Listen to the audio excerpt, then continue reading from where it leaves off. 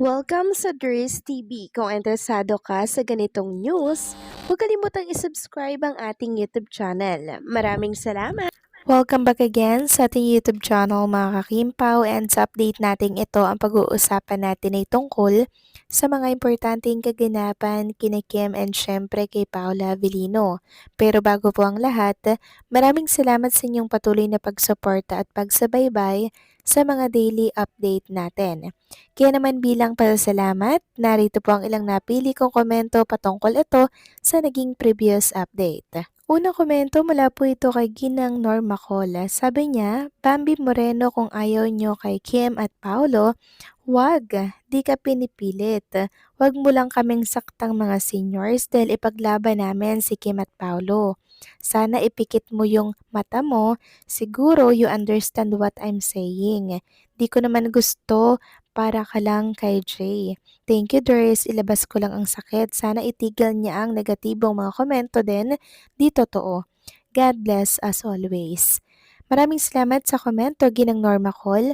Okay lang po yan.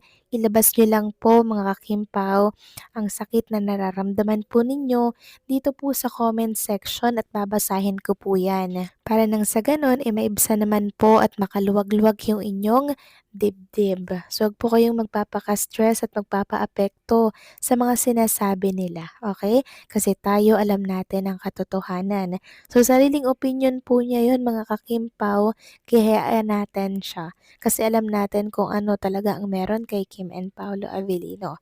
Doon na lang tayo magbase para hindi tayo maapektuhan sa mga sinasabi ng iba laban kay Kim and Paolo. Tayo po ang mas nakakaalam ng katotohanan.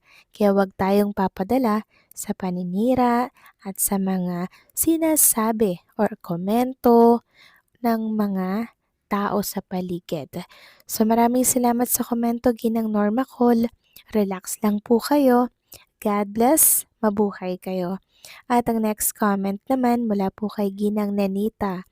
Sabi niya dito, Der, sa ngayon, ikaw lang ang vlogger na pinapanood ko at Chika Patrol. Dahil alam ko na ang vlog nyo ay hindi mga fake news.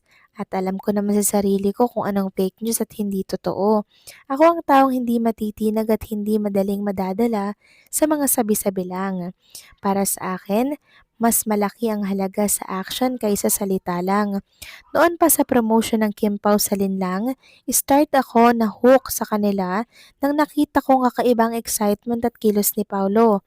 Ngayon pa lang ako nakakita siya kinikilig ng genuine at hindi pang promo lang. Nakikita ko yun sa mata at mukha niya. Grabing happiness niya, kasama niya si Kim, kaya sila na ang sinusundan ko bilang magpartner hanggang ngayon. Alam ko Kim Pao is real at 100% yun. Itaga nyo sa bato. Feeling ko sa galawan nila ngayon, mag-asawa na sila, and that is very legit. Maraming salamat sa komento, Ginang Nenita. Maraming salamat din po sa pagtitiwala mo po sa akin and syempre sa ibang mga co-vloggers. So tama po kayo, alam nyo na po ang fake news sa hindi.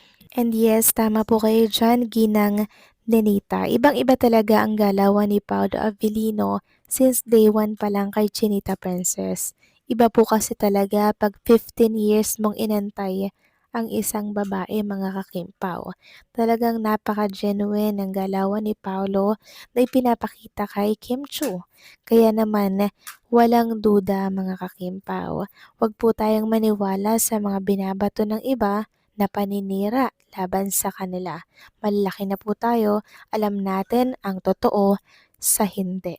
Dahil tayo ang mas nakasubaybay at nakakaalam sa kanilang mga ginagawa araw-araw. Kaya tiwala lang at maging panatag tayo. Okay? Maraming salamat sa komento, Ginang Nanita. God bless po. Mabuhay kayo. So, eto na nga, pag-usapan na natin ang mga topic po na nakalap natin. Sa gabing ito, tunahin na nga natin pag-usapan ang tungkol dito sa Closet Bazaar ni Kim Chu na kung saan ay inireklamo po. So, bakit kaya? Sabi kasi dito sa isang write-ups, dagsa ang mga namili sa pa-Closet Bazaar ni Kim Chu kahapon. Unang araw pa lang halos maubos na ang paninda ng aktres. Bago pa kasi ang taktang oras ng pagbubukas ng venue para sa bazaar ni Kim, mahaba na agad ang pila sa labas. Kaya naman nag-trending sa social media ang pa-event ni Kim. Post ni Kim sa X, dating Twitter, "So far, eto na ang pinakamalaking bazaar na ginawa ko. Usually, nasa World Trade kami along with other artists. This time solo, kaya nalula ako sa laki ng place. Special thank you to Ryan Bang sa space." So kay Ryan Bang pala yun mga kakimpaw, pinahiram kay Kim. Binati si Kim ng kanyang mga fanay sa social media dahil sa malaking tagumpay ng kanyang closet bazaar. Sabi ng ilang mga fan, "Grabe Kimi, wala na yata kami nga abutan sa baba." Saad pa ng isa, "Sold out yan Kimi, promise. We love you always." Sabi pa ng isa, "Proud of you Kimi." Sabi naman ng isa, "Congratulations Kimi."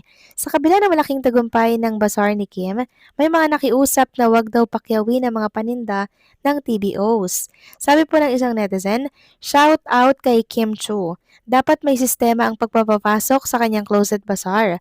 Huwag palakasan at dapat may limit sa pagbili ng items. Bawal ang pakyawan para may matira sa iba." Reklamo ng ibang nagpunta sa bazaar na pumila alas 5 pa lang ng umaga, may tao na raw sa loob ng venue na isang babaeng fan ang namakyaw ng lahat ng branded na jacket ni Kim. Sigaw pa ng nagreklamo, "Unfair yan sa iba na nagtiis pumila. Tapos, hinakot lang ng iba na hindi pumila?" Dapat na makarating yan ganyan kay Kim Chu, bigyan ng chance ang lahat na makabili sa bazaar. Hirit pa ng isang netizen, "Sa mga mag-hoard sa bazaar para ibenta ng mas mahal, sana hindi mabenta. Say mo Kim." So kung totoo man nga to mga Kimpaw na meron na pong nag-hoard sa loob ng closet bazaar ni Chinita Princess alas 5 pa lang, unfair nga naman yon para sa mga pumila. Kung ito ay may katotohanan mga kakimpaw ha.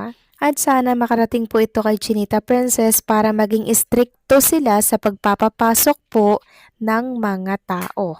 Samantalang next topic naman tayo, good news mga kakimpaw, dahil ang ABS-CBN Studios po ay merong announcement para kay Kim and Paula Avellino. This coming Sunday po yan mga kakimpaw. Magsasama-sama kasi ang mga star ng ABS-CBN. All together kapamilya, grand pasasalamat. At present nga din dito ang The Alibay family. Sabi dito, live na live po ang ASAP this Sunday. Nandun po ang Kim Pao at The Alibay family. Marami nga po nagsasabi na baka daw i-anunsyo na po dito sa ASAP ang magiging airing po sa Free TV ng The Alibay. Kasi kung iyon natatandaan, di po ba, meron pong post si Ma'am Carl de la Merced na sabi abangan daw ang February 1, 2026. So merong malaking pasabog na magaganap sa isang couple at yan ang antabayanan natin. Live na live sila, present ang Kim Pao sa linggo. Okay, good news yan at alam ko matutuwa na naman kayo dahil may bago na naman kayong aabangan mga ka-Kim-Pao. So masaya ba ang lahat? Comment nyo na yan sa comment section para malaman ko. Dali. So paano mga ka-Kim-Pao? Hanggang dito na lang po ang update natin. Maraming salamat sa patuloy na pagsuporta.